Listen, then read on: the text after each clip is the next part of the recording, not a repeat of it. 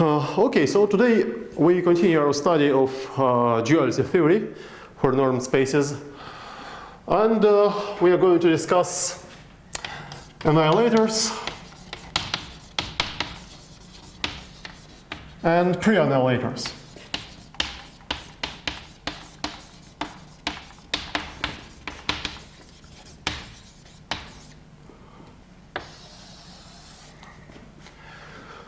So suppose we have a normed space. X is a normed space. As usual, over the field of real or complex numbers. And we give the following definition. The annihilator of a subset M in X is a subset in the dual space, which will be denoted like this, and it consists of all linear functionals on X, that is of all elements of the dual, which vanish at M. So this is a subset in the dual. And the dual notion is the notion of a pre-annihilator. So by definition, the pre-annihilator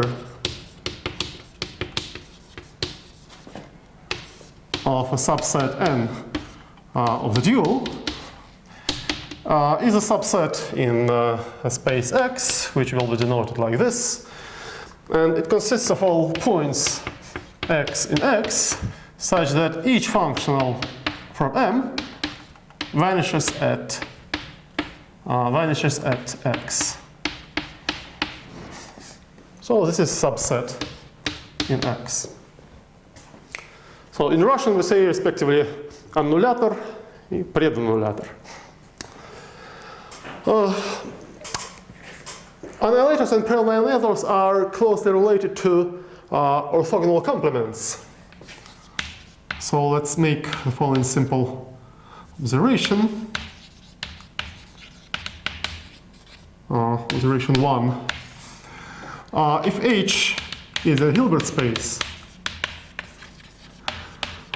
then we know that there is a canonical bijection between H and the dual, which is given by the Riesz representation theorem. So R is the canonical bijection between H and the dual. And we observe that for each subset M in H, the annihilator of M is nothing but the canonical image of the orthogonal complement under this bijection.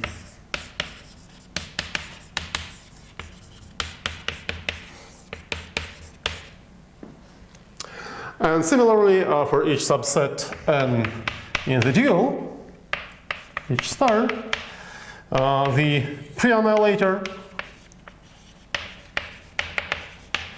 of N is nothing but the orthogonal complement of its pre-image in H. The orthogonal complement of the pre-image of N. This readily follows from the bijectivity of R and from the explicit construction of this map. So this observation explains why the notation for the annihilator and the pre-annihilator are essentially the same as for the orthogonal complement. In the general case, there is a simple relation between annihilators and pre-annihilators. This is our second observation. If X is any normed space, then we can, for each subset, then we can consider the canonical embedding of X into the bidual. And let's identify, for simplicity, let's identify X with its canonical image in the bidual. So here x is the canonical embedding of x into the bidual.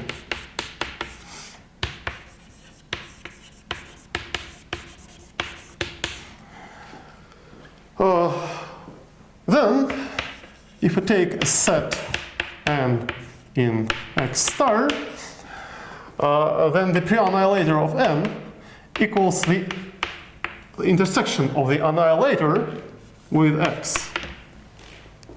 So this left-hand side sits in x, this sets in the bidual, so if we take the annihilator and intersect it with x, where x is embedded into the bidual, we get precisely the pre-annihilator.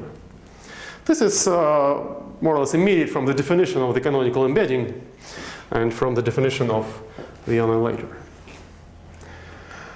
In particular, we see that if x is reflexive,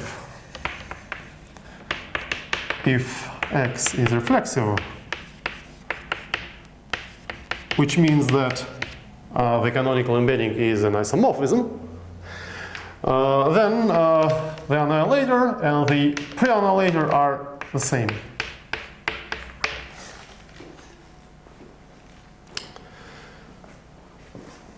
Let's now look at some simple properties of annihilators and pre-annihilators. So we have the following proposition. So as before, X is an ordered space. M is a subset in X, and N is a subset in the dual. First of all, we observe that the annihilator and the pre-annihilator are not just subsets, they are closed vector subspaces. So M annihilator and the pre-annihilator of N are closed vector subspaces of X, respectively X star. Sorry, the other way around, of X star respectively X. So this sits in X star and the pre-annihilator sits in X. Well, this is more or less immediate from the definition. So the fact that they are vector subspaces is immediate for algebraic reasons.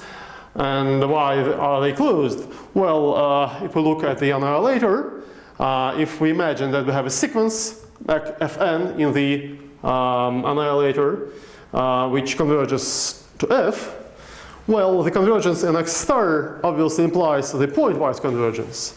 So if all the functionals Fn vanish at each point of M, then the limit functional F has the same property.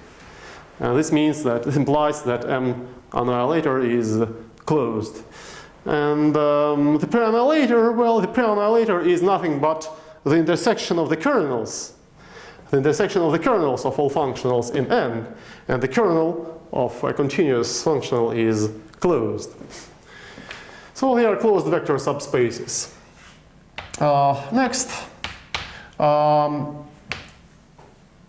if we take the linear span, or even the closure of the linear span of M, and then take the annihilator, this equals the annihilator of M. Essentially for the same reason. If a functional vanishes on M, then by linearity it vanishes on the linear span, and by continuity it vanishes on the closure of the linear span. And similarly, if we take a subset in the dual, take the closure of the linear span, then the pre-annihilator of this subspace equals the pre-annihilator of M.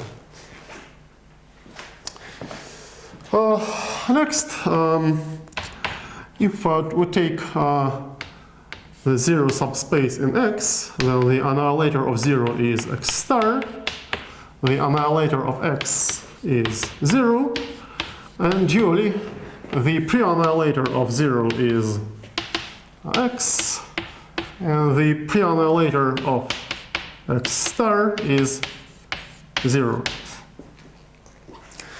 So all these identities are immediate from the definition, except for the last one. This equality is immediate modulo of the Hahn-Banach theorem. Namely, this equality tells us that if we have a vector in X such that all linear functionals vanish at this vector, then the vector is 0. So this is true, but this follows from the Hahn-Banach theorem. Okay, now property 4 is also more or less immediate. If we have two subsets M1 and M2 of X, then the annihilator of M2 is contained in the annihilator of M1. And if we have two subsets in the dual, M1 and M2, and M1 is contained in M2, then the pre-annihilator of M2 is contained in the pre-annihilator of N1.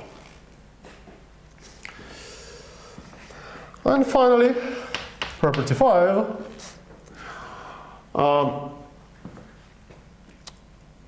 If we take the annihilator of M, this is a subset in the dual, and then take the pre-annihilator of this annihilator, so we come back to the same space X, then this set contains M.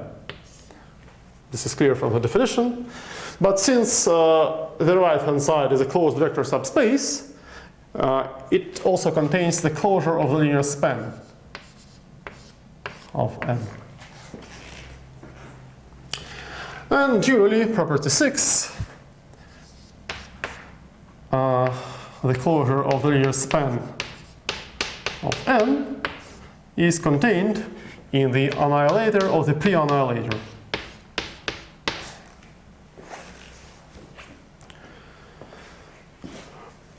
Okay, so these are the basic properties of annihilators and pre-annihilators. Clearly, they resemble similar properties of orthogonal complements in Hilbert spaces. And let's now recall that in the case of orthogonal complements, the last two inclusions here and here are actually equalities. We proved this when we discussed Hilbert spaces. So what happens in the general case? It turns out that in the general case, inclusion 5 is actually an equality. So we have the following result, the so-called the double annihilator theorem.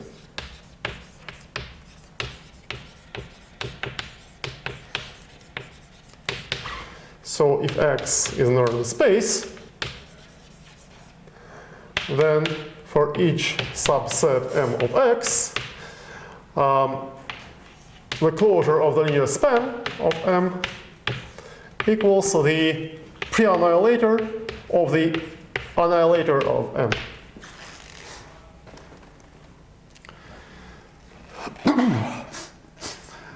Okay, why is it so? We already know that this set is contained in this one, so we have to prove that we have to prove the reverse inclusion.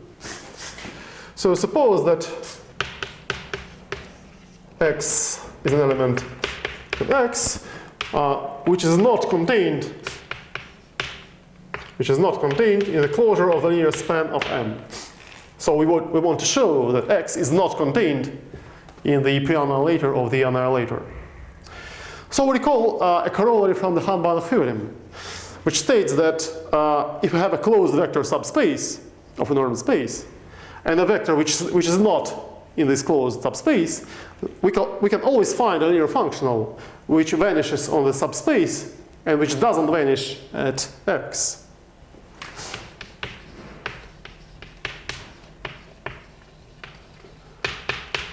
There exists a bounded functional f on X such that f vanishes at this subspace. This is 0, and f of X is not 0.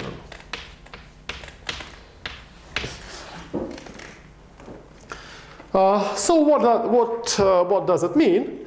First of all, this equality implies that f sits in the annihilator of M.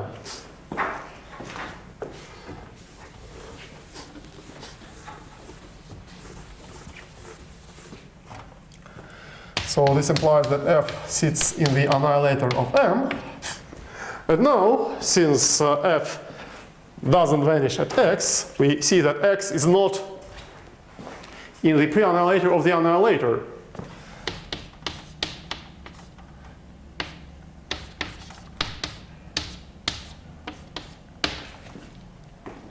And that's it. That completes the proof. So we suppose that x is not in the closure of the linear span, and we prove that x doesn't belong to this space. This implies that the right-hand side is contained in the left-hand side, and the reverse inclusion is obvious.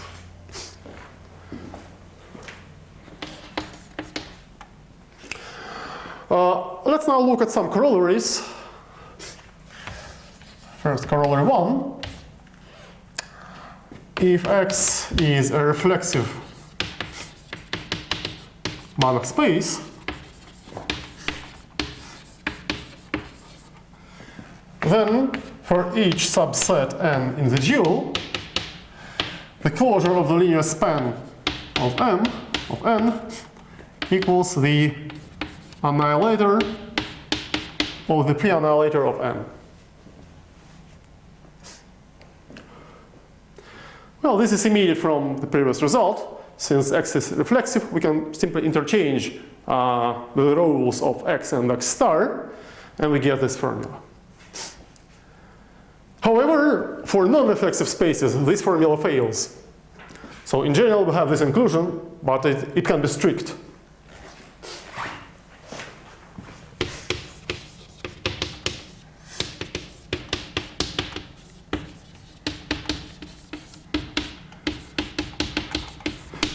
This is an exercise which will be included in the next exercise sheet. There are numerous examples of spaces for which this inclusion is strict. Corollary 2 is a useful density criterion for subspaces of normed spaces. So suppose that X is a normed space. X0 is a vector subspace in X, and Y0 is a vector subspace of the dual.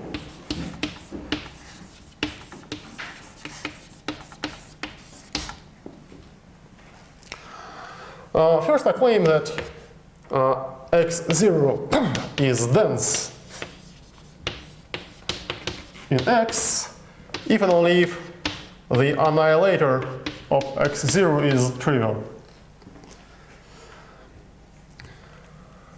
Second,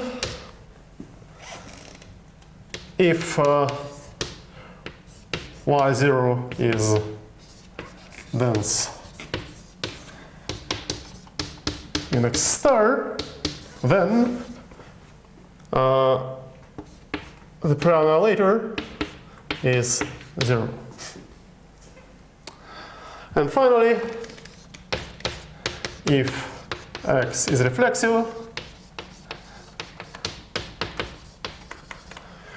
then the converse statement to part 2, the converse statement holds. So Y0 is dense. Y0 is dense in X star if and only if the pre-annihilator is 0.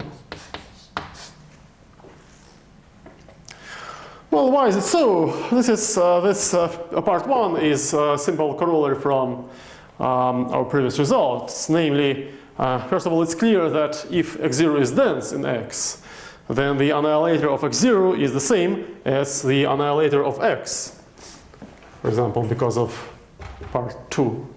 So in this case, the annihilator of X0 is trivial.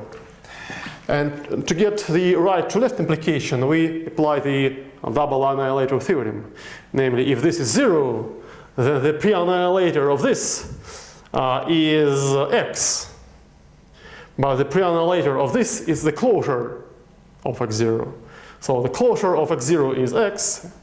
In other words, X0 is dense in X. And similarly, we prove parts 2 and 3.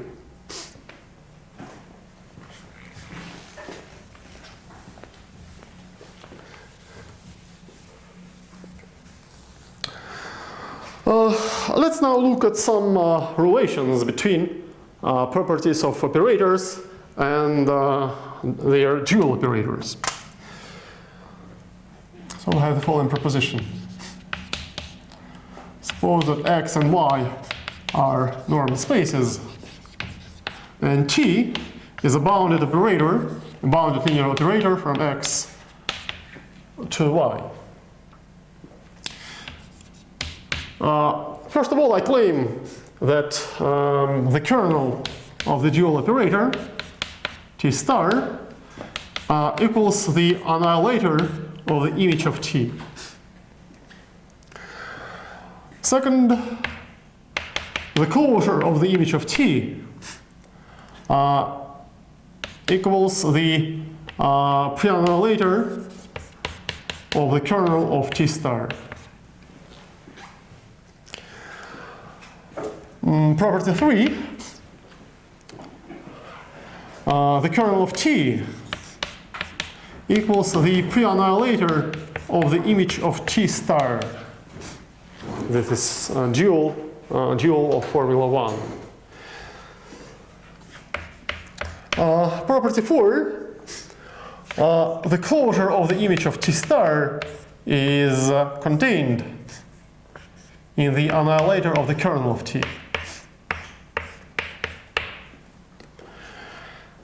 Well, and in the general case, the inclusion can be strict, but if x is reflexive, this is part 5, if x is reflexive, then this is an equality. So the closure of the image of T star equals the annihilator of the kernel of T.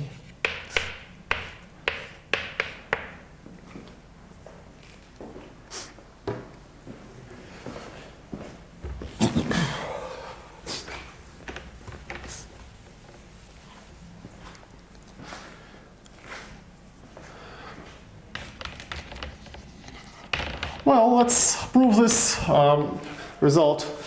So property 1 is more or less immediate from the definitions.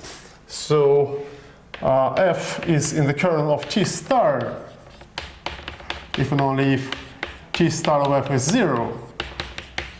But T star of f is f composed with T. So this means that f of T of x is 0 for each x in x. But this means precisely that f is in the annihilator of the image of T.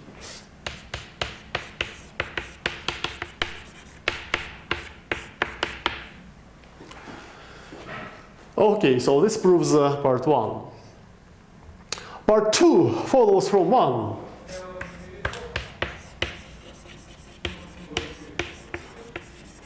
It follows from 1 when we take the pre-annihilators here. So if we take the pre-annihilators, we see the pre-annihilator of the kernel of T star equals the pre-annihilator of the annihilator of the image. But we already know that the pre-annihilator of the annihilator is the closure.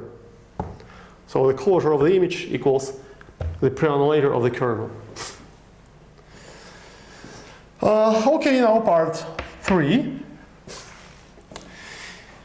Again, an element x in x. So if little x sits in x, then this element is in the kernel of T. Even only if T of x is 0. But by the Hahn-Banach theorem, a vector is 0, even only if all linear functionals vanish at this vector. So this means that f of T of x is 0 for each f in y star. But f of T of x is T star of f evaluated at x, simply by the definition of the dual operator.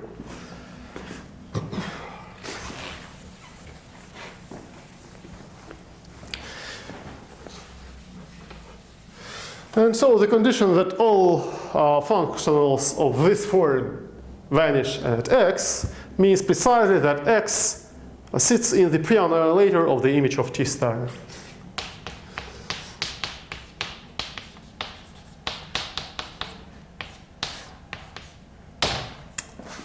And this completes the proof of part 3.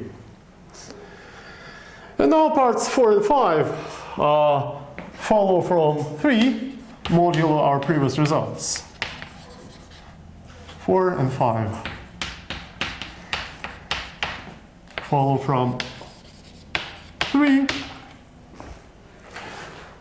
Well, indeed, if we take the annihilators in 3, and if we recall that the closure of a subspace is contained in the annihilator of its pre-annihilator, then we get property 4.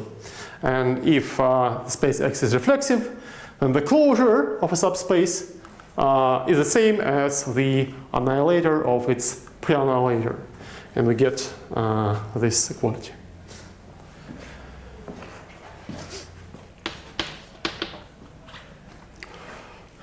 As a corollary,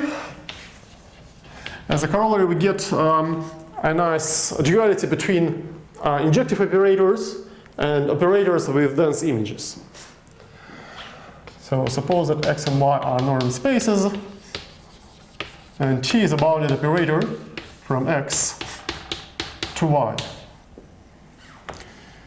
Then T star is injective. The dual operator is injective. If and only if the image of T is dense in X. Well, this form follows from this formula, because in Y, thank you, in Y.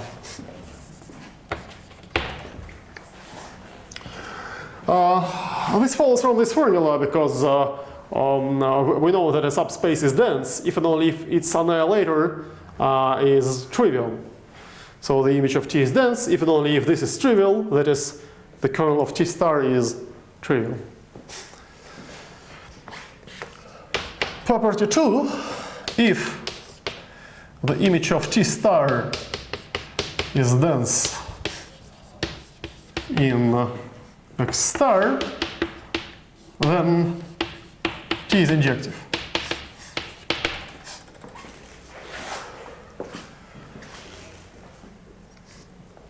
Well, indeed, if the image of T star is dense, so this is dense, and hence this space is dense, we take the pre-annihilator and we get 0. But the pre-annihilator of this is the kernel of T. So the kernel of T is trivial. And finally, if the space X is reflexive, then we get a criterion, namely T is injective if and only if the image of T star is dense in X star.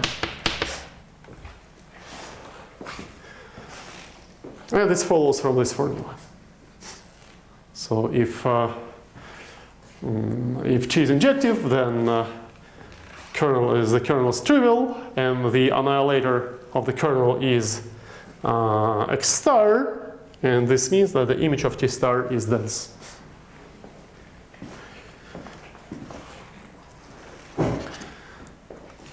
Okay, one more useful result about dual operators is about isomorphisms of norm spaces. So we have the following theorem. Suppose that X is a Banach space. Well, for simplicity, let's assume that X and Y are Banach spaces. X and Y are Banach spaces. Actually, it's essential to require that X is a Banach space. And suppose that T is a bounded linear operator from X to Y. I claim that T is a topological isomorphism if and only if T star is a topological isomorphism.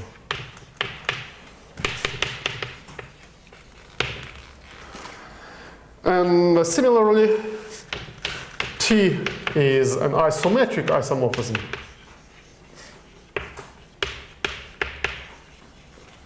If and only if T star is an isometric isomorphism.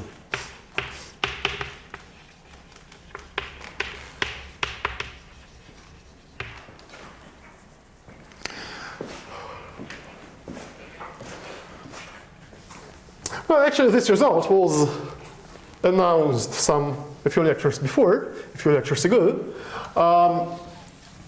We have already proved that the left-to-right implications, and they are quite trivial.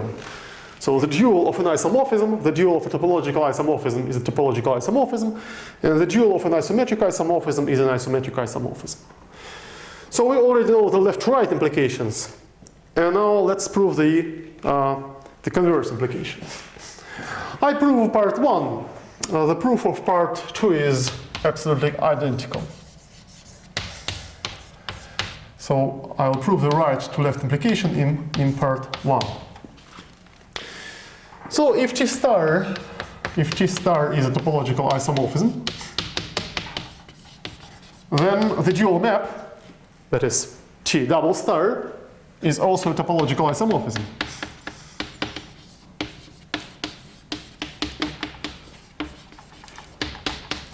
Now what can we say about T? We know that if we identify X and Y with subspaces of their biduals, then T star in a sense extends T. T double star extends T. So T is the restriction of T double star to X. And clearly the restriction of a topological isomorphism is topologically injective. So this is a topologically injective operator.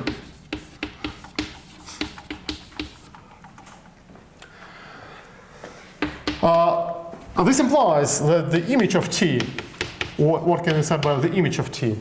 The image of T is topologically isomorphic to X, and so it is complete, because X is complete.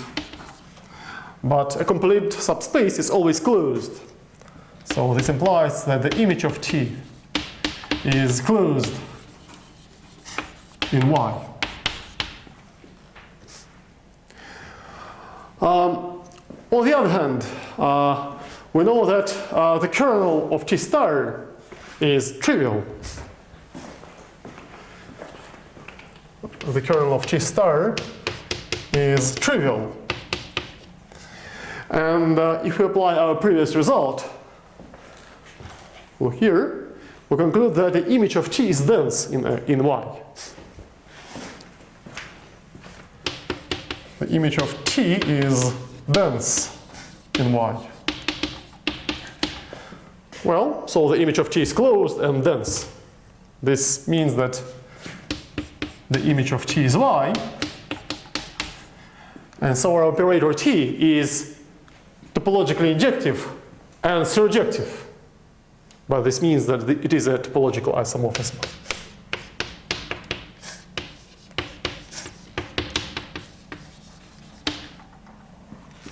So this completes the proof of part 1, and the proof of part 2 is similar to part 1, so I omit this argument. Basically, we replace everywhere topological isomorphisms by isometric isomorphisms and topologically injective by an isometry. So in this case, T is an isometry, and the same argument works. Excuse me.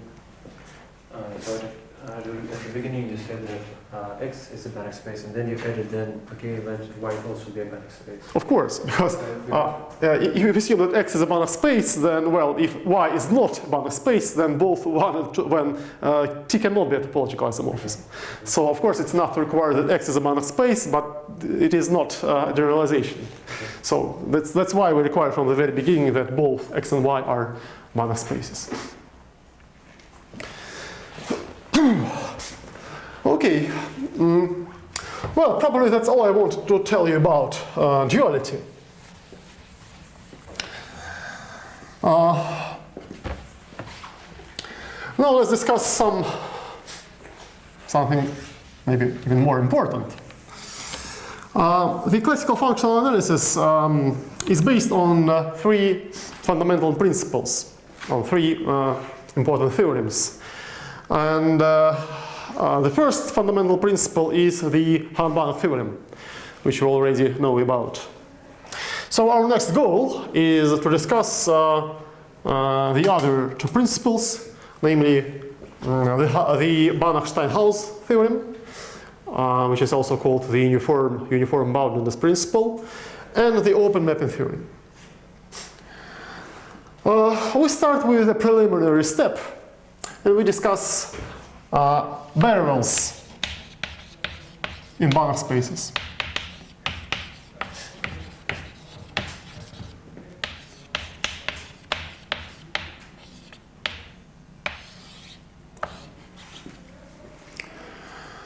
So first of all, let's introduce some terminology. Suppose that X is a vector space.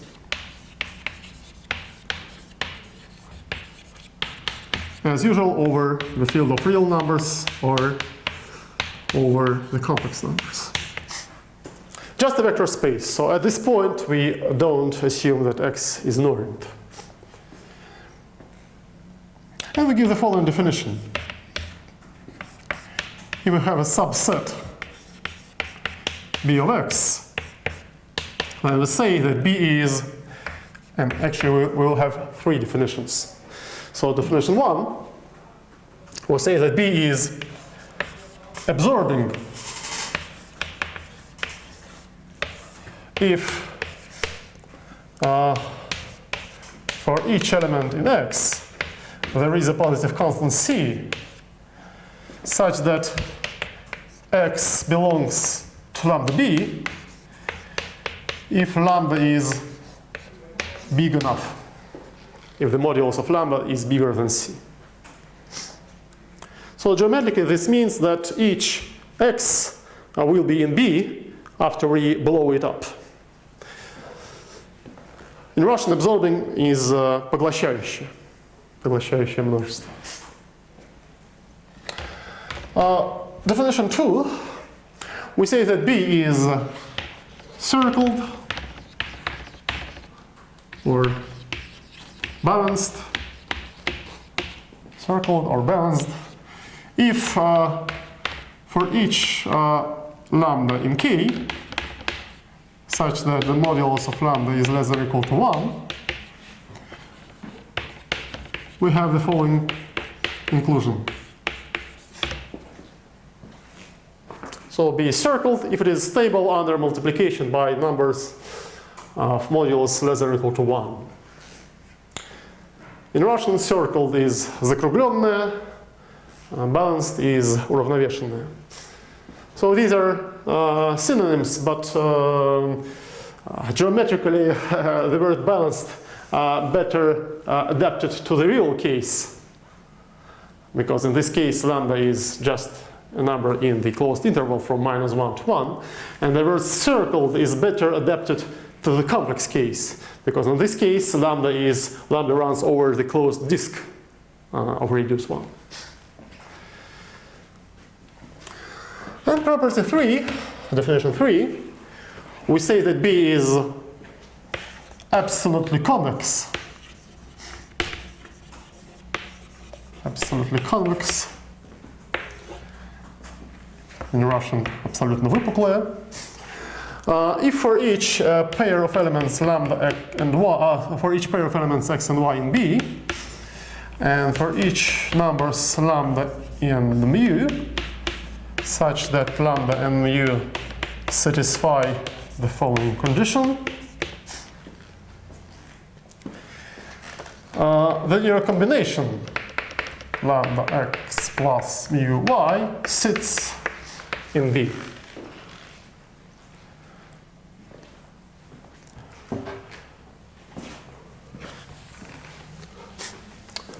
This condition is similar to the convexity condition.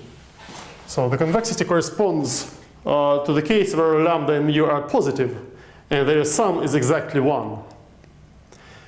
So this condition is more general. So this let us require a bit more than just the convexity. Well, here's a simple but useful exercise. First of all, B is absolutely convex, if and only if it is convex and circled.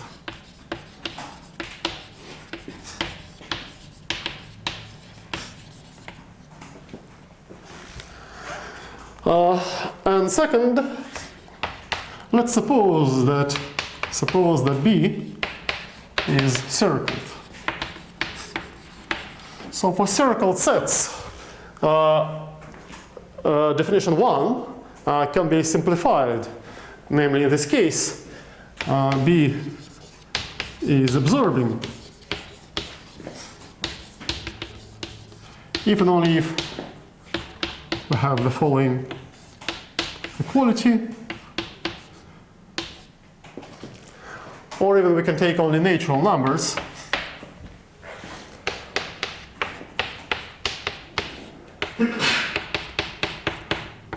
So we can multiply B by each natural number and take the union, and this union equals X. Now this is more or less immediate from the definition, because of course if B is absorbing, then this formula holds.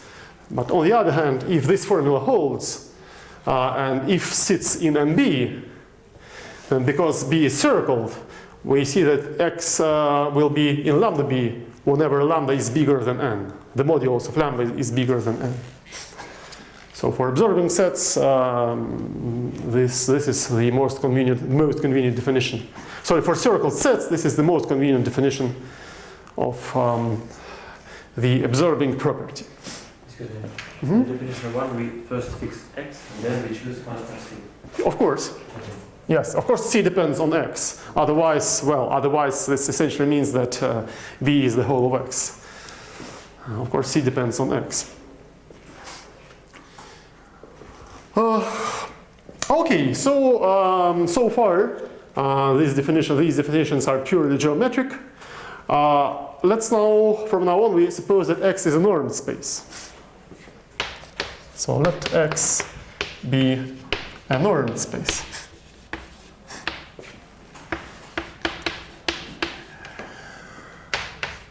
By definition, a subset B of X is a barrel. In Russian, it's bochka. B is a barrel if B is closed, absolutely convex, and absorbing.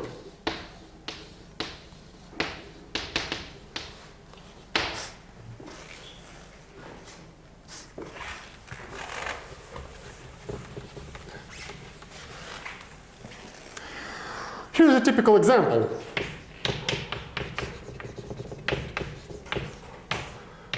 The closed bowl of positive radius is a barrel.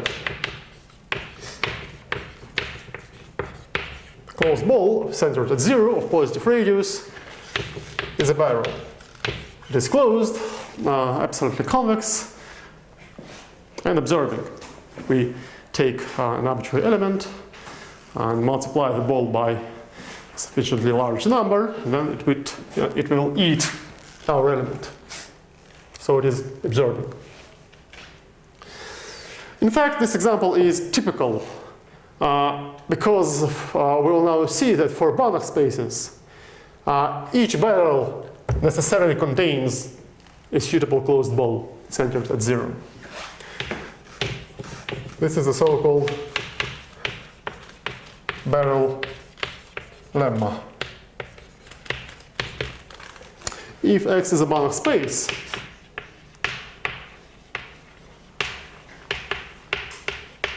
then each barrel in X contains a neighborhood of 0.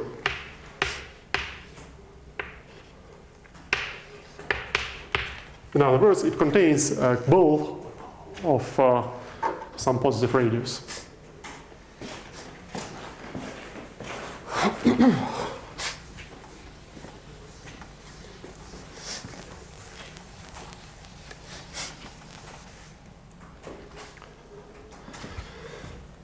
Okay, so now let's prove this result.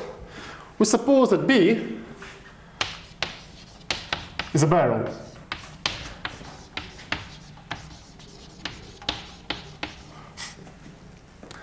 And then we can write X as the following union.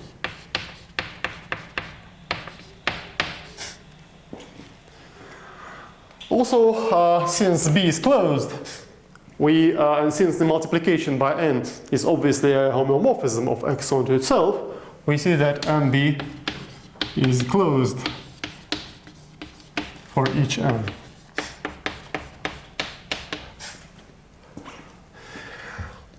And now let's apply Bayer's theorem, which says that a complete metric space cannot be represented as a countable union of nowhere dense subsets. So here we have a countable union. This implies that some of these sets has non-empty interior. There is a natural number n such that the interior of NB is non-empty. Okay, but again, the multiplication by n is a homeomorphism of X onto itself. So this actually implies that the interior of B is non-empty. Okay, this is not exactly what we wanted to show. We want to show that 0 is in the interior of B. Well, let's take any element, let X be an element in the interior of B. Then 0 will be in the interior of B minus X. Because the shift operation, which takes each element y to y minus x, is obviously a homeomorphism of X onto itself. The interior of B minus X is contained in the interior of B minus B, because X is contained in B. Since B is circled, B minus B equals B plus B. This is because B is circled. And since B is convex, we see that B plus B equals 2B. This is because B is convex. So we see that 0 sits in the interior of 2B. And finally, again, since the multiplication by 2 is a homeomorphism, we conclude that 0 is in the interior of B. And this is exactly what we wanted to show. This completes the proof.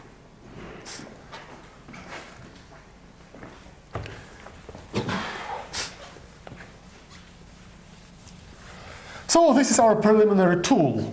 The barrel lemma will be essential for the proof of both the Banach-Steinhaus theorem and for the proof of the open mapping theorem. Let's now discuss the Banach-Steinhaus theorem.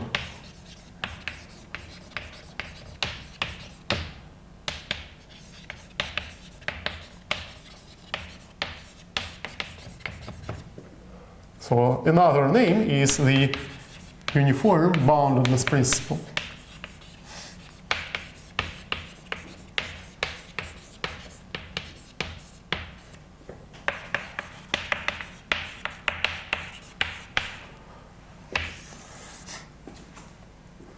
We start with the definition. Also, suppose that X and Y are normed spaces. And suppose that B, or better M is a subset in the space of bounded linear operators from x to y. So we say that M is pointwise bounded. Pointwise bounded. If for each element x in X, the set T of x, where T runs over M, this is kind of orbit of X, is bounded in Y. Is bounded in Y.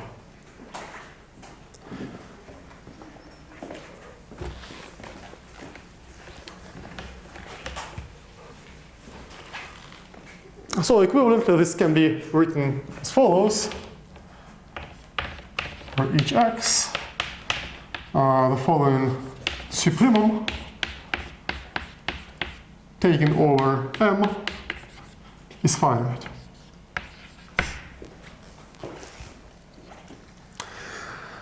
Let's observe that if M is bounded,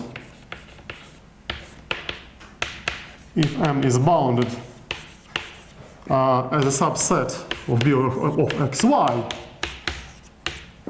I mean bounded with respect to the norm, to the canonical norm on the space, then it is pointwise bounded.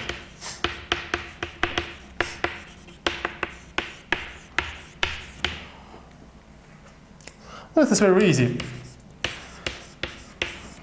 If M is bounded, then there exists a positive constant C such that the norm of each operator from M is less than or equal to C. And so if we now take an arbitrary element x, this supremum can be estimated as follows. Well, the norm of T of x is less than or equal to C multiplied by the norm of x. And C doesn't depend on T. So this is less than or equal to C multiplied by the norm of x, which is finite. So each norm-bounded set of linear operators is pointwise bounded.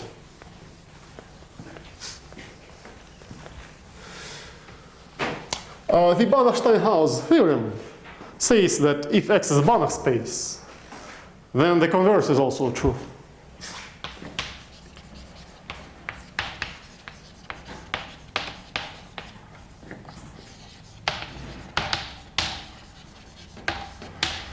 If X is a Banach space, Y is a normal space, then each pointwise bounded subset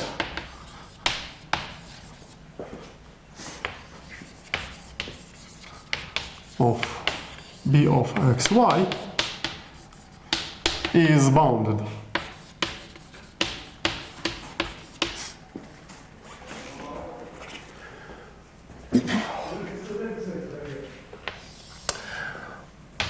Well, let's prove this result. So suppose that M is a pointwise bounded subset of B over of xy.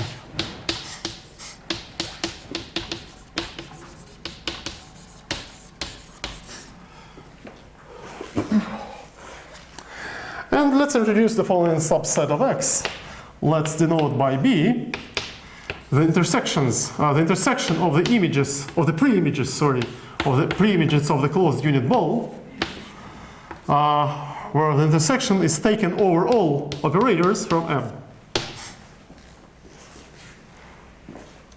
So this is a subset in X. Well, it's more or less immediate from the construction that B is absolutely convex and closed.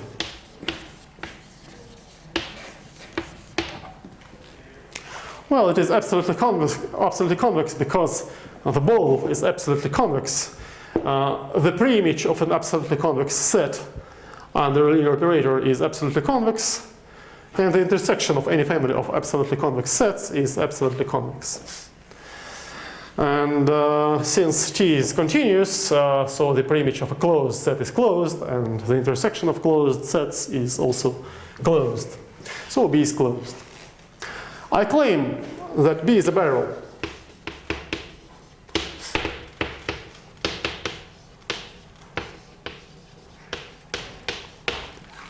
So to show that B is a barrel, we have to prove that B is absorbing. Well, let's take any element, little x in X.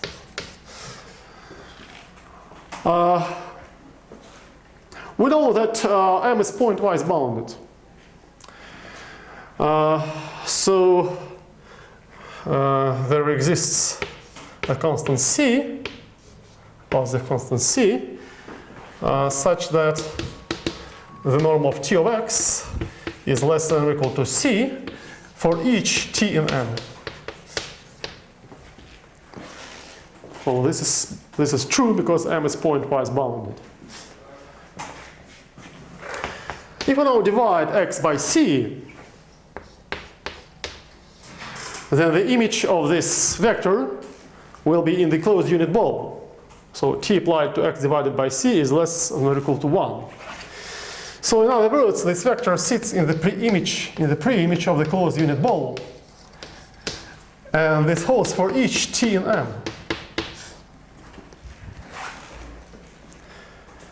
So in other words, this vector sits in the intersection of all these sets, that is in B.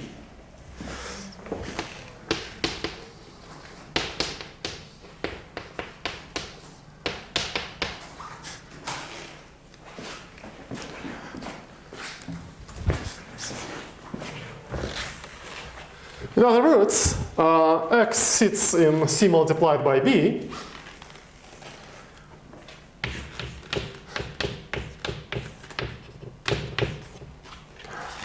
And since B is obviously circled, this implies that B is absorbing.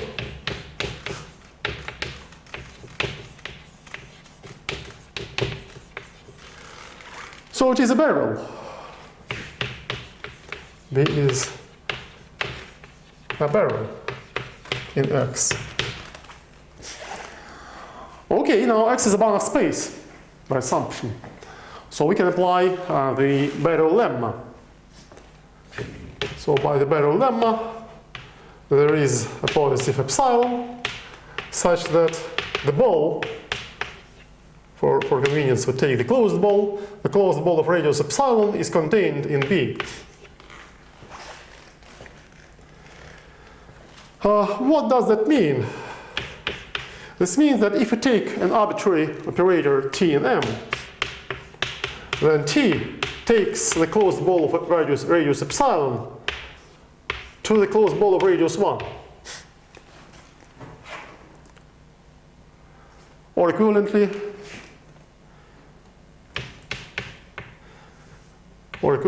for each T in M, T takes the closed ball of radius 1 to the closed ball of radius 1 over epsilon. But this means precisely that the norm of each operator T in M is less than or equal to 1 over epsilon.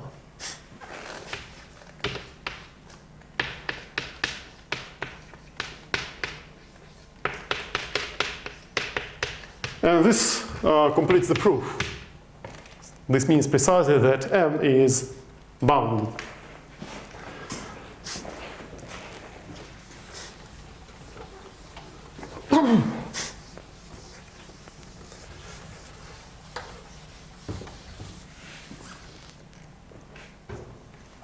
Okay, let's now look at some corollaries of this result. Corollary 1. If X is a Banach space and M is a subset of the dual, then if the following supremum is finite for each x in X, then M is bounded. Well, this is just a useful special case of the previous theorem, which corresponds to the situation where Y is the base field. Corollary 2. Suppose now that X is a normed space, not necessarily complete, and M is a subset in X. Then if for each functional f the following supremum is finite,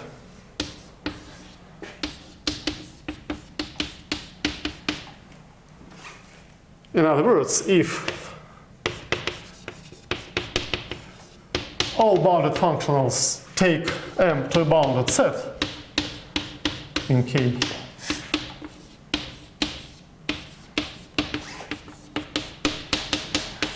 then M is bounded.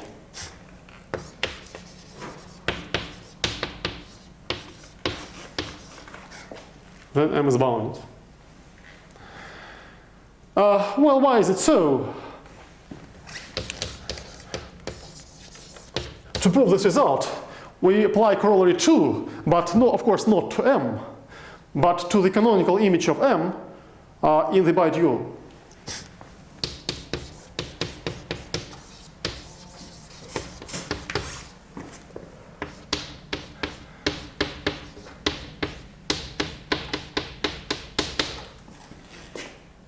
So this set is contained in X double star. X star is a Banach space, so we can apply corollary 1 to X star and to this set. And since the canonical embedding is isometric, this set is bounded in the bidual if and only if M is bounded in X.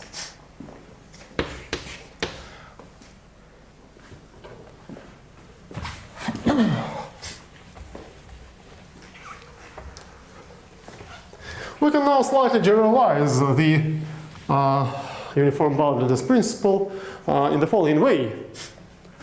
So let it be theorem 1.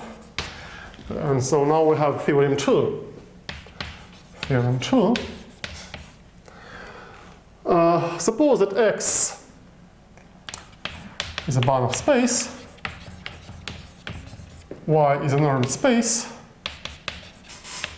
and M is a subset in the space of bounded operators from X to Y. And suppose that the following condition holds. We suppose that for each X in X and for each F in Y star, the following supremum F of T of X, where T runs over M, is finite. Then M is bounded.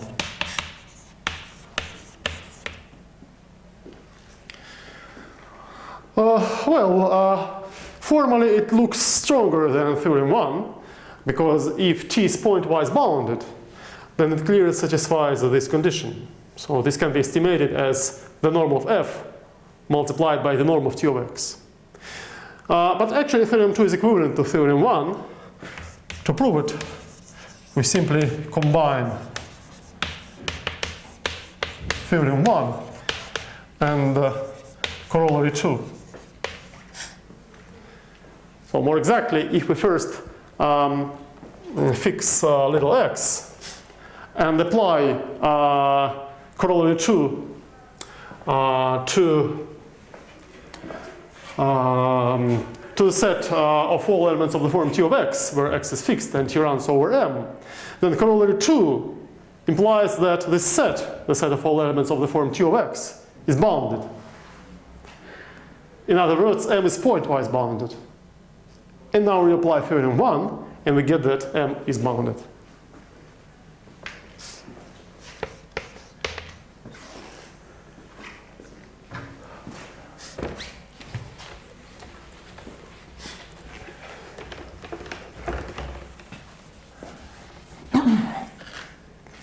Another useful corollary, corollary 3, is actually the original form of the Banach-Steinhaus theorem. So suppose that X is a Banach space and Y is a normed space.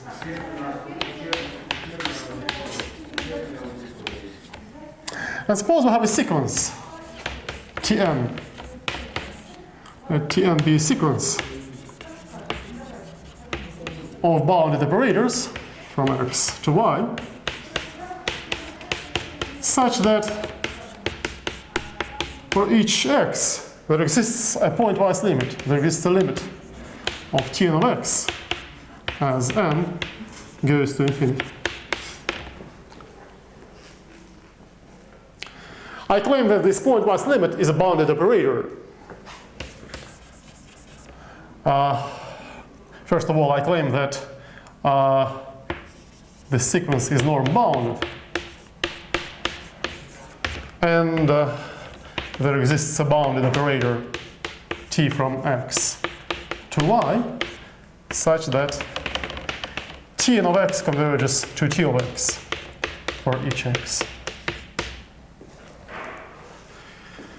So briefly, this means that if a sequence converges pointwise, if a sequence of bounded operators converges pointwise, then the pointwise limit is also a bounded operator, and the sequence is norm-bounded.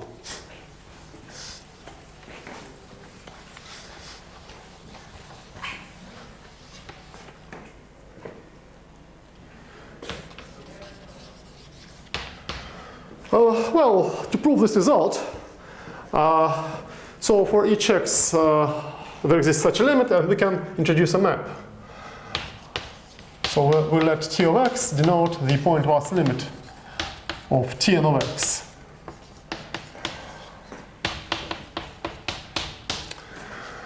So we get a map from x to y. It's a simple exercise to show that T is linear.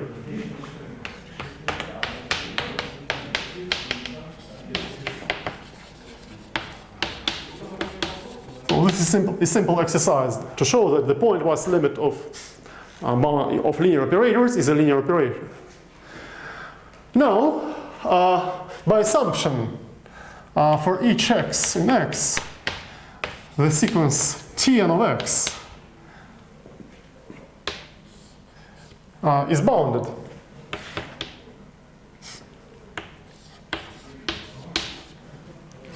In y, because it converges. Convergent sequence is bounded.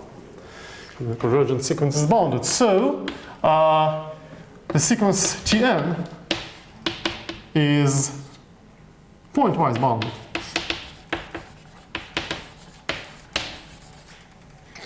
And we now apply the Banach-Steinhaus theorem, and we conclude that it is norm-bounded. The following supremum is finite. Okay, now to show that T is a bounded operator, we observe that for each n, for each natural n, and for each x in x, we have the following estimate.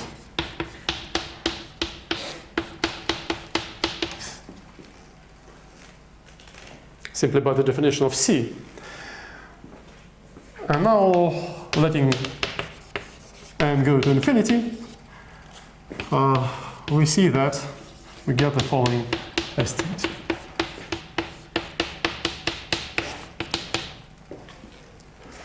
So T is a bounded operator.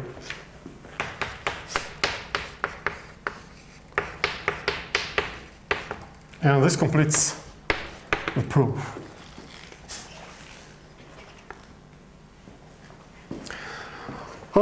Okay, so I'd like to stress that in all these results, I mean all results related to the Banach-Steinhaus theorem, well, probably except corollary 2, we require that X is a Banach space. And this is essential. So there are rather simple counterexamples.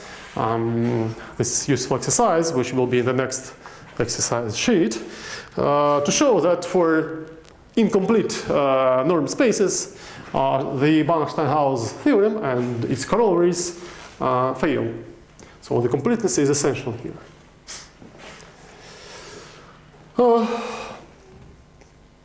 Okay, so it's time to finish now.